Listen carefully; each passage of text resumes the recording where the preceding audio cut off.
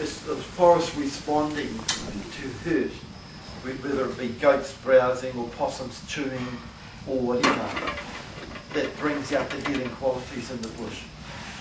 And so sometimes an area that's been badly damaged and is recovering is a good place for us to go to. We need to understand those processes.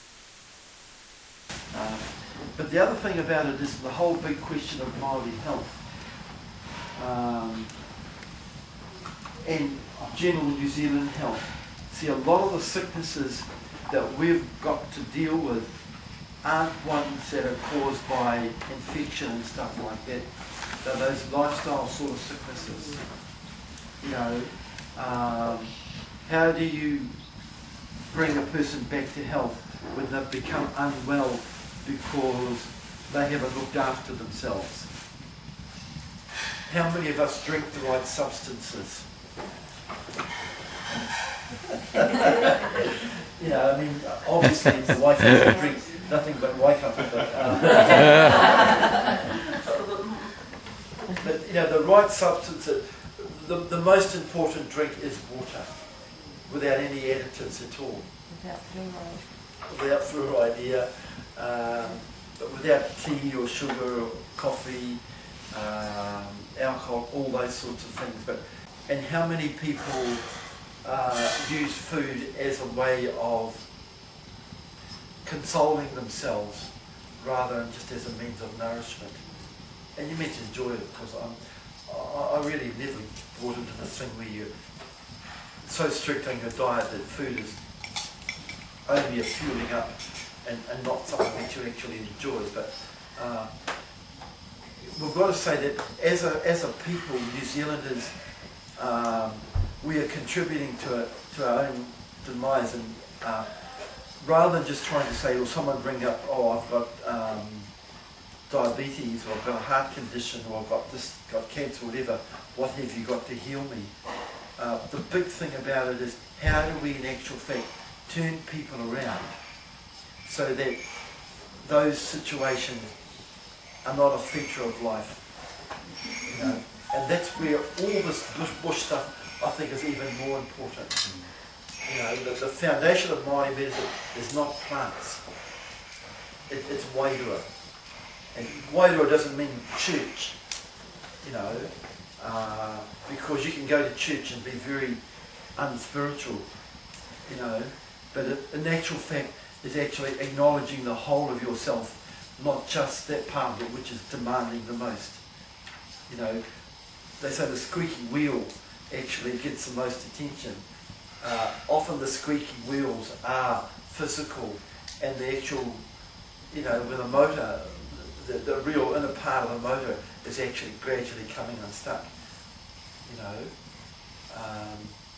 You know, the petrol, my little car coming over the hill, I suddenly this orange light came on the dashboard. You know, just reminding me gently that I hadn't actually gone to the petrol pump of late. You know, I mean, we respond to those sort of things. What's happening within the motor itself, you know. Next one you've got a cracked head and it costs you big dollars. And that's what's happening to our lives and things like this. It's that maintenance thing, you take the analogy of a car. That's where the taha wairua thing is really important. You know, and that means a question of priorities. And for myself, I know I've said this to most of the different groups, the bush is a really good place to sort those sort of things out. You know, so I'm not into healing, spot healing sicknesses. You know, a car gets a bit rusty, so you get in there with a thing and you clean up the rust and fix it up and it looks beautiful again. No, the whole foundation of what we're trying to do in actual fact is healing those really deep things. Because those guys in Whanganui are shooting each other. I actually baptised a lot of those people. I knew their grandparents. I know what sort of people they came from. How come they've ended up with a society where that's all there is to live to? You know, we've got to reconnect people, and that's your taha wairua. You know, probably by connecting to each other within this weekend is more of a medicine than all the information that we're accumulating among the plants and things. And then you take the lodge here, a lot of people come here, kids especially, who otherwise would never get the chance to become part of this world. That, for a lot of those people, is part of their taha wairua. It's actually waking up a part of themselves, which in years to come, hopefully, will be a source of strength for them. Every hut you go into, you find that it's a war zone. You know, that there are people battling people, and it's not strangers, it's their own, you know. Now, that's the sickness I think that we really got to work on. You know, and so our rongoa will help us to do that. You know, you go to a rimu tree, we saw some lovely big rimu the other bottom of the hill last night. What's the medicinal properties in that rimu tree? Do we rip off the bark and pound it and stick it onto bald people's heads? You know, it works. What it actually does, that one, is it actually makes your scalp really itchy. and you keep scratching it, and if you massage the top of your head, it actually brings the hair back to some extent, and I guess that's how that one works. But the medicine, by the way, it's just unfortunate I want to know that. The medicine in that tree is the wonder of it. You go to a nectar tree that's 500 or 600 years old. Just reminds you who we are. You know, we are only here on a temporary basis. That's a bit of a scary thought for a lot of people. You know, we live in a world in which we try to live forever. You know, the whole process of life that we have to accept is that we will be born and one day we will die, and it's the choices we make in between which are in actual fact the gift of it all. You know, life is a gift, and we can only share that gift in conjunction with all the other things that actually share that gift. And that's that whole Maori thing. You know, to me the Maori is, you know, you get the body and soul, if you want to take the classical Western way of looking at it. The Maori is the thing that holds those two things together. And when we go out there, it's actually that gift of life that those plants and those trees, that those insects and everything that actually hold, that is the source of enhancing our lives. So that means that we don't have the right to destroy just for our own benefit without actually without regard to the actual gift that's in the plant that we're actually taking from. Now that sounds like airy-fairy stuff, but it is a fundamental thing, and it really is the basis of the ethics behind the whole thing. And that's the thing, that book of Kawhia, which is floating around, he touches on those sorts of things, you know. The Maori prophets weren't trying to do anything extraordinary, but they were just trying to remind people of the priorities and bring people together, give each other support in that. The other fundamental thing about this whole thing with rongoa, it's not a solo operation. You know, and the building up of networks, the building up of connections, we're working with people and the sharing of what we know without expecting any other return is very much the basis of it. You know, this whole kaiponu side, you know, where people, you know, kaiponu means selfish, holding into yourself. You take what you never give. That's very much against the whole thing of the rongoa. And if you have that sort of spirit amongst a group such as ourselves, then everybody becomes wiser, everybody becomes more learned, everybody becomes better able to help other people.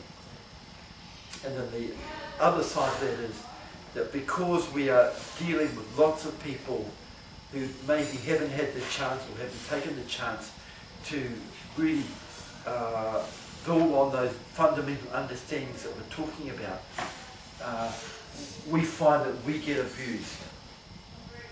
People make use of us and demand but never help to sustain. And that can actually be a very, very depressing, destroying sort of thing, you know, and the loneliness that comes from that, you know. So how do you deal with those things? How do you prevent that from becoming too much? Again, that's when our networks, that's when our working together really becomes fundamentally important. So, you know, I come across here as, you know, where's your network, where's your support? You know, they mightn't have your gift, but they can be your foundation. And so those are all things that we in actual fact have to keep reminding ourselves.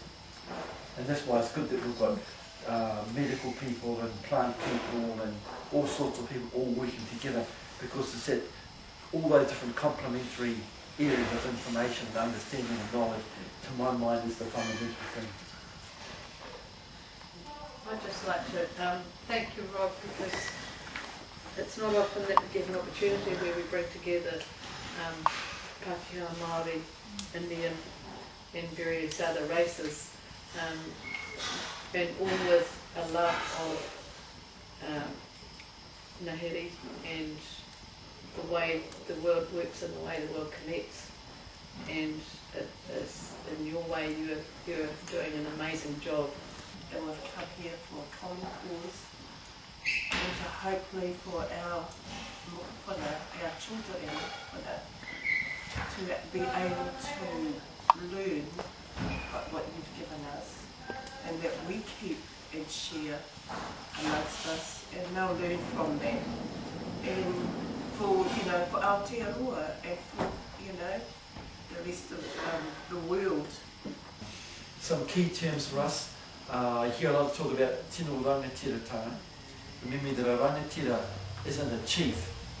The key word is ranga, like raranga, like weaving. A rangatira is a person that can weave people together and get them working for a common purpose. That doesn't mean that you stand out in front and everyone says you're important. You're not the mayor of Taongutu. You know, it just means that you have that gift of bringing people together. That's a RONGOA gift. Tino rangatiratanga is more about Maori having that key role of connecting all these new people to this natural world that we now call home.